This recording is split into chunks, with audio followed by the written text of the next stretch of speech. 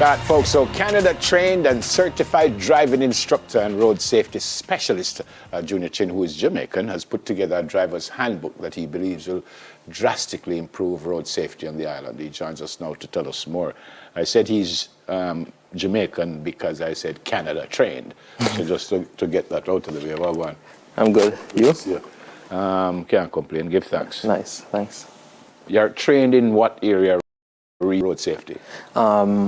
The educational aspect of it and stuff. So I pretty much attended Humber College, where I was trained to be a driving instructor, as well as to train driving instructors and so on. So as it pertains to the educational aspect of it.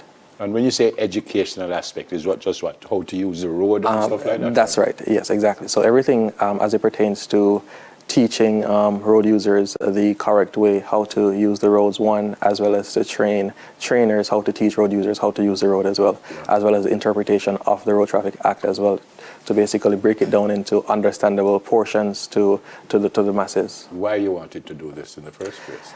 You know, I wouldn't say I wanted to do it, but what I would say is that a number of years ago when I first visited Canada, I came across the driver's manual there, and I realized that this was missing in Jamaica, because when I was actually getting my license here and stuff, this was something that I would want to have but didn't have and stuff. So I said, if I did this, then it would be very good for every other road user who wanted to pretty much follow suit to get their licenses as well. Yeah, I said when we were doing the coming up that Yes. everybody in Jamaica need that. We've had close to 500 road deaths. That's right. Not necessarily all because of bad driving. Absolutely. I think a lot of motorcyclists, pedestrians, but not necessarily all because of poor usage of the road. That's right. What about Canada? What is it like? Well, in Toronto, because you're in that area. That's right. Ontario. So what about that whole? In terms of the road safety aspect and accidents stuff, and stuff? I would say accidents would still happen and stuff because of the population. You're looking at a much higher population there. In Toronto, you have like 3 million persons. And you have highways with ice and so on, all kinds of. Exactly. So there are more factors that can lead to accident there.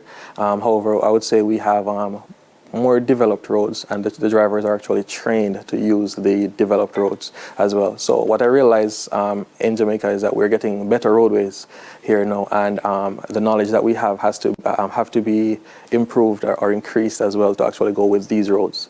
Because if we're building more dual carriageways and stuff and we don't know how to properly use them, then we're going to have more accidents as well. So, having said all of that, is that what you said in the book? Absolutely. Absolutely. I have 21, the conclusion, I have 21 reasons why there are accidents in Jamaica and how we can actually fix it. 21 reasons. 21.